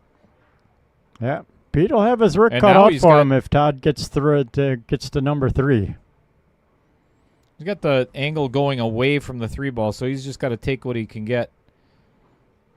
Now it's just float forward. Yep, float forward a little bit for the 8 and the side.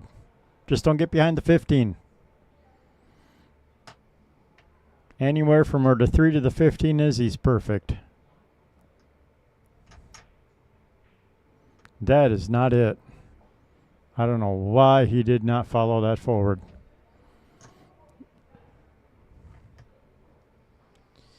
Yet again, just an incredible miss.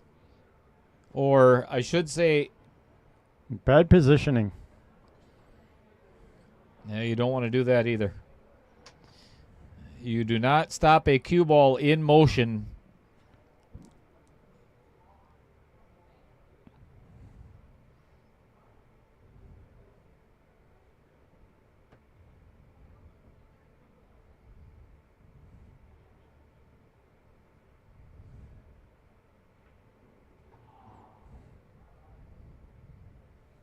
All right. Well, Pete needed that gift, that's for sure. Oh, you ain't kidding.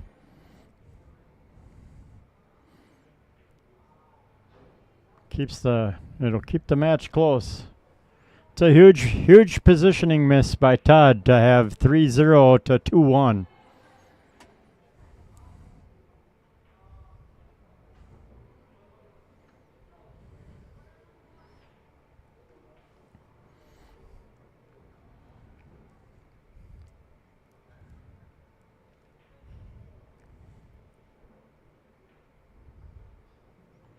Nice shot.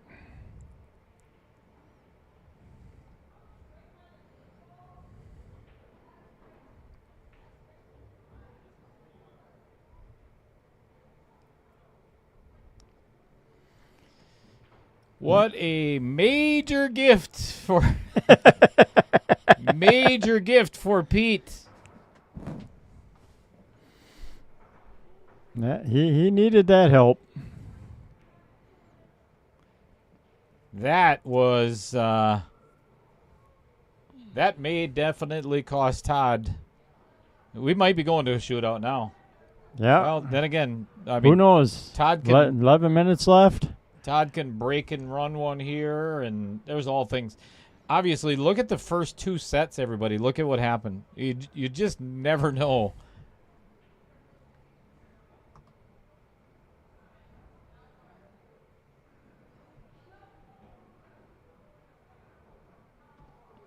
Let's talk about Lynn Dorn.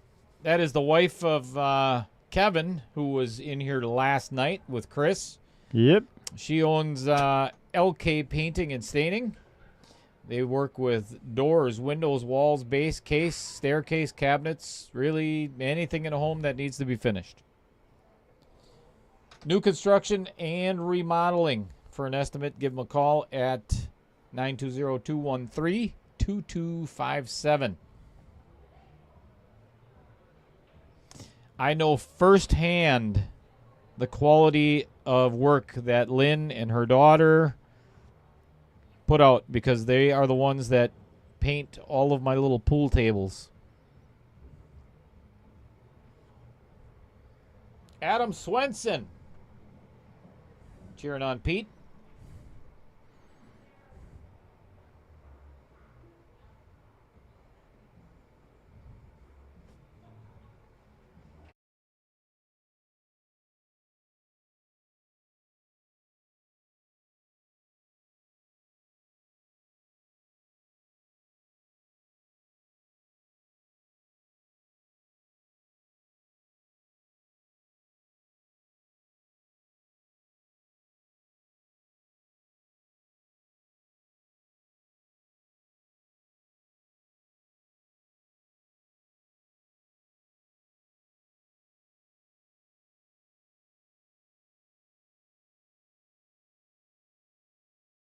Ooh, he got away with it.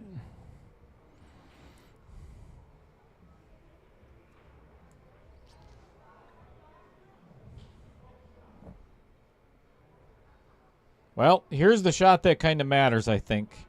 Well, there's a couple that matter, obviously, but Does he get past it again? No. he did not. Uh-oh. Sharp cut on that 15 now.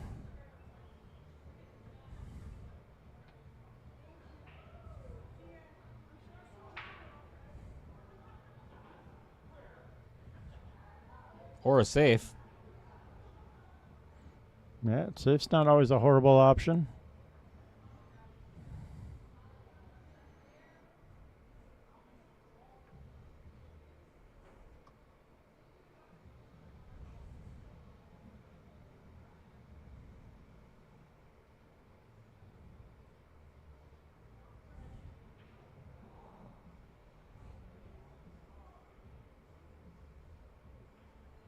Ooh, boy. Yeah, He oopsie. got away with it, though. Yep. Yeah, Pete can't see the 15 now, and off the rail shot, maybe for the 11.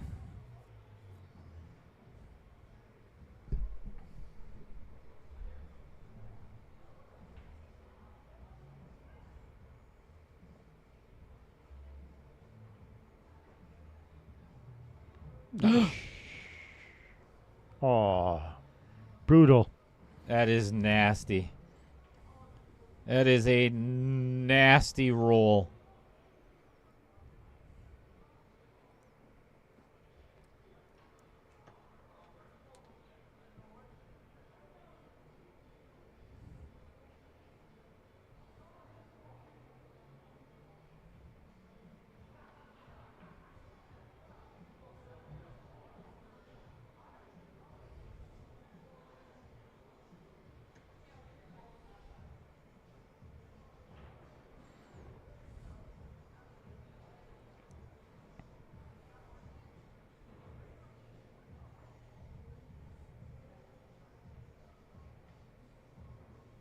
Oh, boy. Ooh. Oh, my. Yeah, need to stay down on them shots.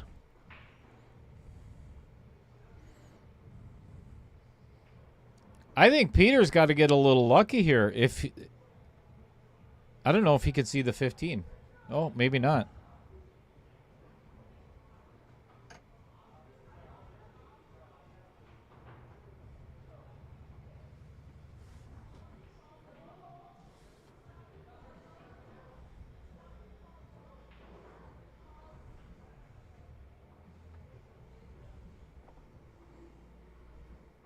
I think he almost has to play the bank. Yep.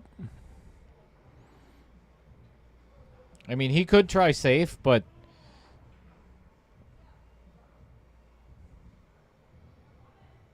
it's not the worst leave it. Oh, it went in. Yep, he got lucky. It went in. Oh, Once again, with that little fluke comes into play. are you kidding me? Pays to hit it hard.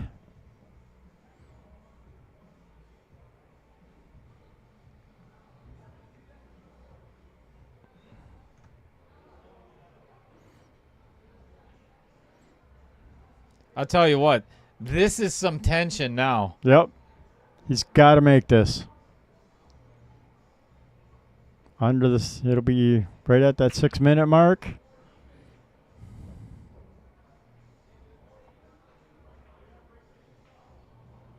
And down it goes.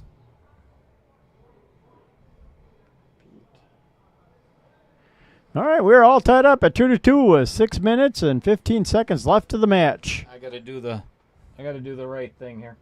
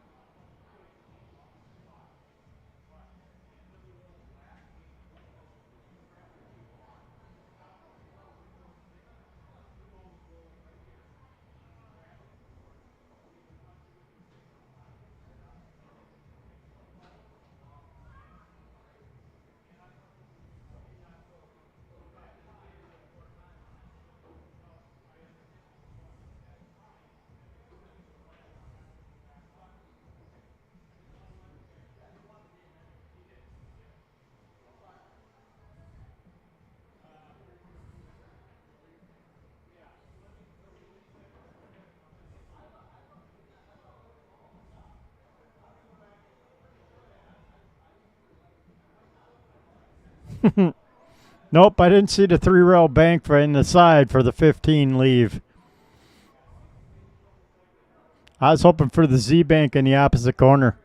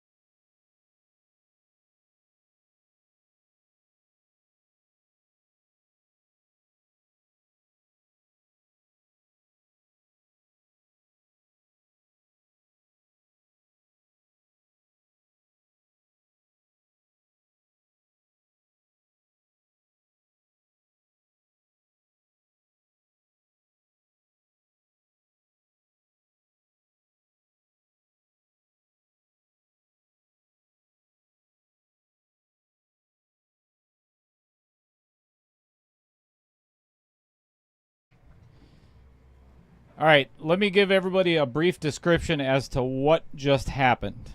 Actually, a full description. And actually, Al Holden pointed it out as well in the chat. And I should have actually said something right away. And I'm sitting here asking myself whether I should or shouldn't. And yes, I should have.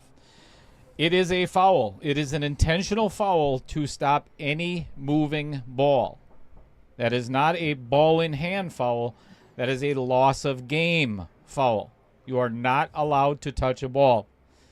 So I went back, reviewed it, and showed both showed Todd that, yes, he did indeed touch it with his stick, and then went back and added the time that it took Pete to run the rest of that rack, which amounted to 1 minute and 51 seconds.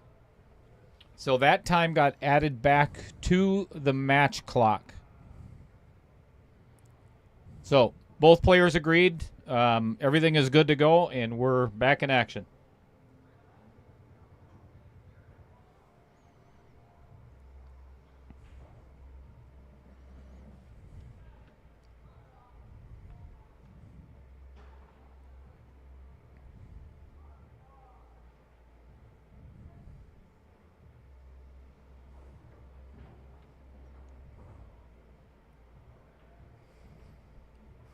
Good call, Al Holden. Yeah, and I just, it's one of those things. I'm telling you, I hate at times being the tournament director, the referee, the YouTube streamer, all rolled into one. If I could afford to pay a full-time referee that knows all the rules better than what I do, I'd hire him in a heartbeat.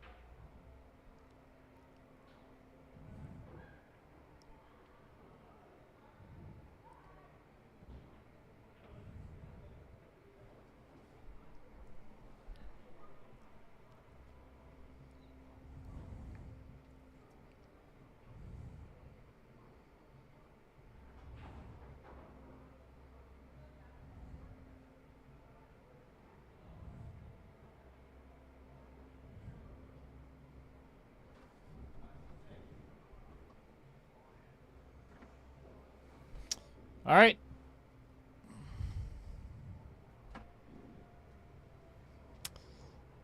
Todd just called a foul on himself for touching the 6 ball as he was bridged over the top. Pete didn't even see it.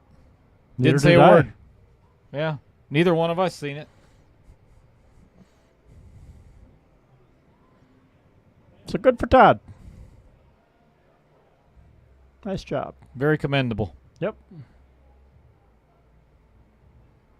There are a lot of people that would have not said a word. Correct. Because now it could cost him the match. Because now we're getting down to that 5-minute mark, so it's getting close to try and keep the match close for a draw. Cue ball control, how are you? Thanks for joining us. Uh-oh. Don't want to get behind that 4. Yeah, he's good.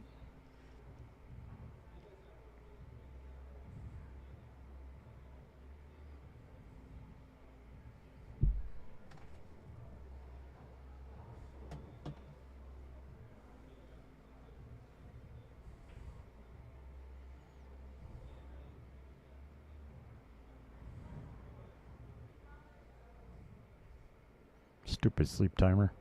No doubt. It didn't matter anyway.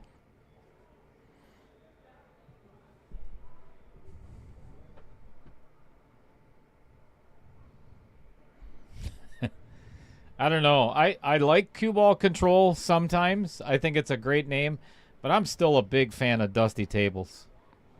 Right. Just for whatever. I don't know what it is that just something just hits me the right way.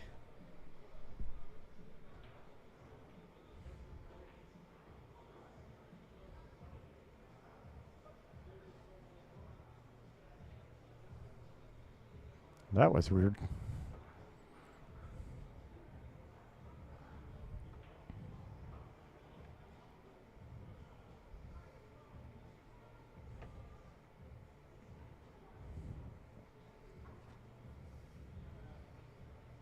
Well, Todd's doing exactly what he should be doing right now, and if he can guarantee that he's going to run out this rack, you run as much of this time off the clock as you can now, because it's going to limit and put all kinds of pressure on Pete if he gets back to the table in the next rack. Yep, because it'll be Todd's break. This is a touchy shot. Oh, boy. That might have come too far off of that rail. There's a good chance this cue ball is going to run into that 5. If he can avoid it and come between the 5 and the 8, it's a very small window, but it is possible. And play the 8 in the same pocket.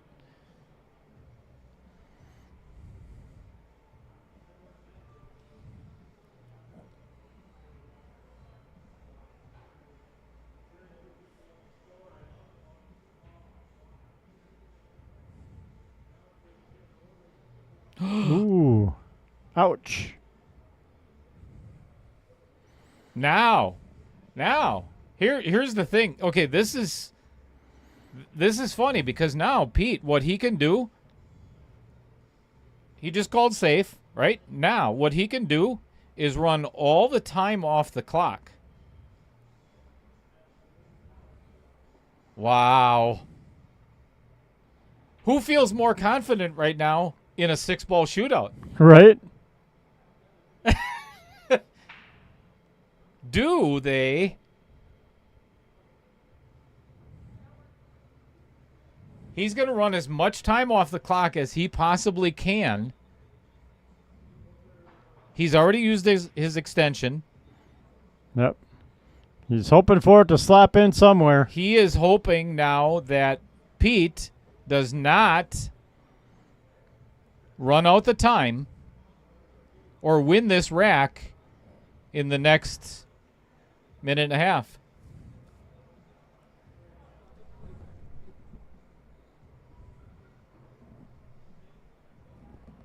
Oh my gosh, this is just crazy.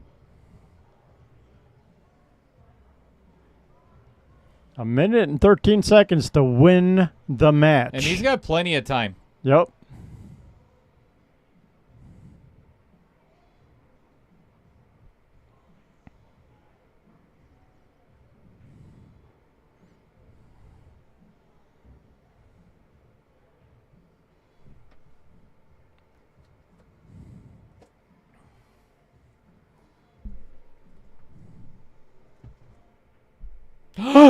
Oh my God. All right, 36 seconds to win the match. Are you kidding me? What is going on?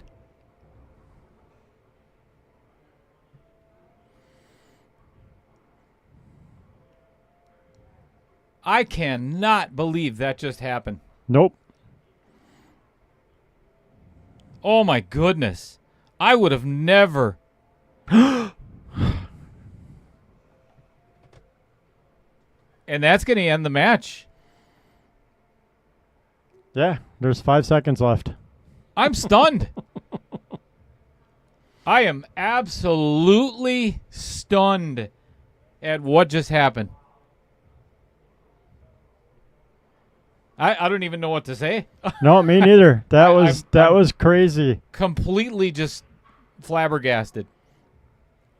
Oh my God. I feel bad for Pete. Yep. Oh dear. I mean, I wouldn't have wanted to be either one of them players with less than 2 minutes, and it's like I have a chance with a 2 or 3 ball out and blow it. Ouch. That was a crazy ending. Well, so much for a shootout. Right. Unbelievable. Unfriggin' believable. That. All right, I'm going to leave you with Chris just for a little bit. If he wants to read through the credits, I'm going to go chat with the players real quick. Yeah, thank you to all our sponsors. Adam from Varsity Club, P. Shower Hughes, John Kramer, Andy Kuntz, Dan Welsh, Pete Sorce, Robert Miller, Derek Schwartz, Bobby Joe Kuntz, Rich Stadler, Jason Harlan, Cody Retlich, Matt Strong, Brent Lucas, Eddie Altman, Vincent Didio, Brett Tovar, Lynn Dorn, Chris Green, Roger Pregler, Jim Reese in IT, Scott Kugel, Kevin Dorn, Varsity Club staff, co-commentators, and of course all of you, the viewers. Without you, wouldn't be any fun sitting in here doing this, because you guys get to watch the action just as much as us. And wow, what an ending. What a small lapse of concentration on that one ball. He was straight in on that 8. That last minute was anybody's match. That was phenomenal.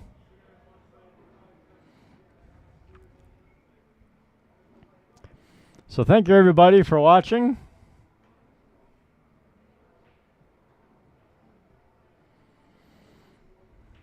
Thank you to the players for playing. Thank you for the viewers for viewing. That was a phenomenal match. I can't believe the first 2 games went to a draw.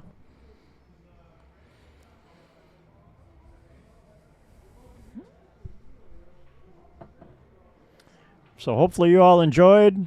We enjoyed.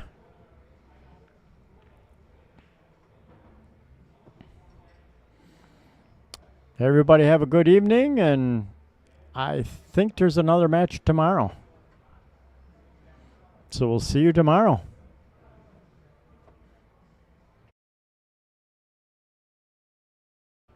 I'm not sure if Dell wants to say anything after this or not, so I won't stop the stream quite yet.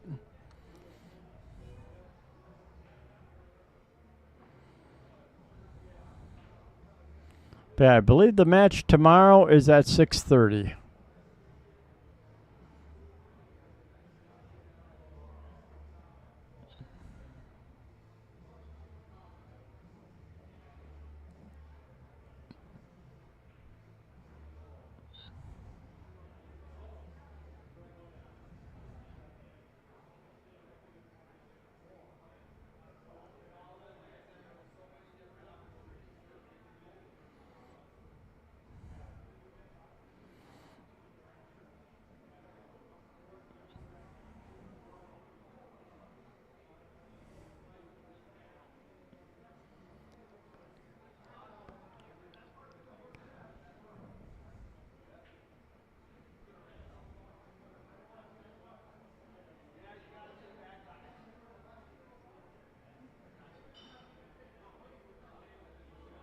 Now, obviously, Dale's going to talk with the players for a little bit, so I'm going to end the stream.